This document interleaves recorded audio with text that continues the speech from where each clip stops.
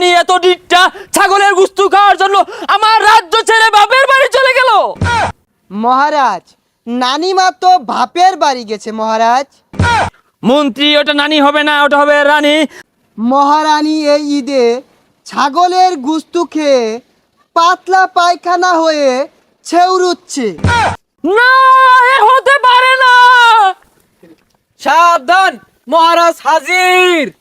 খামোশ মন্ত্রী, তোমার এত বড় স্পর্ধা, আমার সিংহাসনে তুমি বসে আছো, তুমি যে কুইয়া কুইয়া পাত মারো, এই পাদে দুর্গন্ধে আমার সিংহাসন নষ্ট করে ফেলেছো।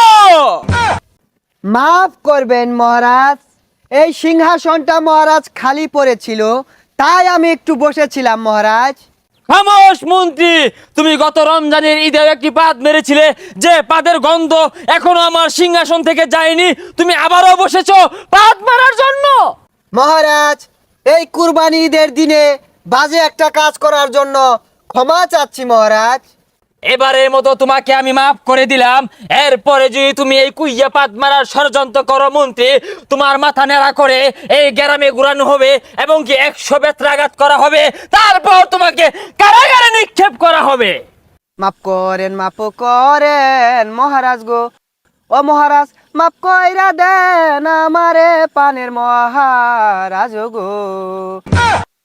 কুইয়া পাদো মাইরা মহারাজ গো, ও মহারাজ ভুল কইরাছি আমি গো পানের মহারাজ গো। না না না মন্ত্রী, তুমি এই মিছে কান্না করবে না আমার সামনে। আজকে একটি কুরবানি ঈদের দিন, তোমাকে আমি গরু গোশতের পোনা খেতে দিয়েছিলাম, আর তুমি সেটা খেয়ে একটা কুইয়া বাদ দিলে। মহারাজ আর মারবো না। যাও, তোমাকে ক্ষমা করে দিলাম। দেখো তো মন্ত্রী, আমার রানী কোথায়? মহারাজ, নানিমা তো বাপের বাড়ি গেছে মহারাজ। মন্ত্রী, ওটা নানি হবে না, ওটা হবে রানী। আমার রানী কেন বাপের বাড়ি গেল মন্ত্রী? মহারাজ, আমি যদ্দূর জানি রানীমা বাপের বাড়ি গেছে, তার বাপে কুরবানি দেওয়ার জন্য 1300 টাকা দিয়ে একটা ছাগল কিনছে, আর সেটার গুস্তু খাওয়ার জন্যই বাপের বাড়ি গেছে মহারাজ। না না না, এ কিছু তো হতে পারে না। আমি এটা বরদাস্ত করবো না, আমি এটা মানতে পারি না মন্ত্রী। আমার রানী এত ডিটটা ছাগলের গুস্তু খাওয়ার জন্য আমার রাজ্য ছেড়ে বাপের বাড়ি চলে গেল। মহারাজ, প্রত্যেক ঈদেই মেয়েরা তার বাপের বাড়ি ঈদ করতে চায়, আমার মনে হয় রানীমা এজন্যই চলে গেছে। শোনো মন্ত্রী, তুমি আমার রাজ্যের প্রত্যেকটি অলিতে গলিতে ডাক ডোল পিটিয়ে ঘোষণা করে দাও, ঈদের দিন কোনো নারী তার বাপের বাড়ি যেতে পারবে না। ঈদের দিন নারীরা যদি বাপের বাড়ি চলে যায়, তাহলে আমাদের পুরুষদের অসুবিধে হয়, মাঝে মাঝে রান্না করে খেতে হয়। ঠিক আছে মহারাজ, আমি ঘোষণা করে দিব। কি রাজাটা হয়েছে, একটা কুরবানি দিল না, রানী বাহির বাইর যাইতো না, কই যাইব? ওহে সেনাপঙ্খী, আদেশ করুন মহারাজ। খামোশ ওহে মূর্খ সেনাপঙ্খী। ওইটা মরা হাঁস কেন হবে?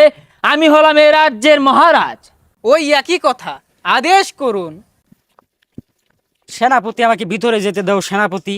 আমি যে রাজা মশাইয়ের কাছে এক দুঃখ সংবাদ নিয়ে এসেছি। মহারাজ, এক দূত এসেছে, তাকে কি আমি ভেতরে প্রবেশ করতে দিব মহারাজ? ওহে কি বলছো সেনাপঙ্খী? আজকে তো ঈদের দিন দূত আসার কথা না। ওই পাশে রাজ্যের রাজা একটি বতামারা গরু কুরবানি দিয়েছে, সেখান থেকে একটি গরু গুস্তুর বাগা আসার কথা। মহারাজ, এই দূত সেই দূত না, এই যে এক বার্তা নিয়ে এসেছে। আমি আরো ভাবলাম আশপাশ অনেক গরু কুরবানি হয়েছে, আমার জন্য বোধহয় কেউ একটা বন্ট পাঠিয়েছে। যাই হোক, কি খবর শুনি। এই যে নেন মহারাজ। ওহে মন্ত্রী মশাই, এখানে কি খবর আমাকে পড়ে শোনাও। মহারাজ, এই যে আসলে এক দুঃসংবাদ। মহারানী এই ঈদে ছাগলের গুস্তু খেয়ে পাতলা পায়খানা হয়ে ছেউরুচ্ছে। না, এ হতে পারে না।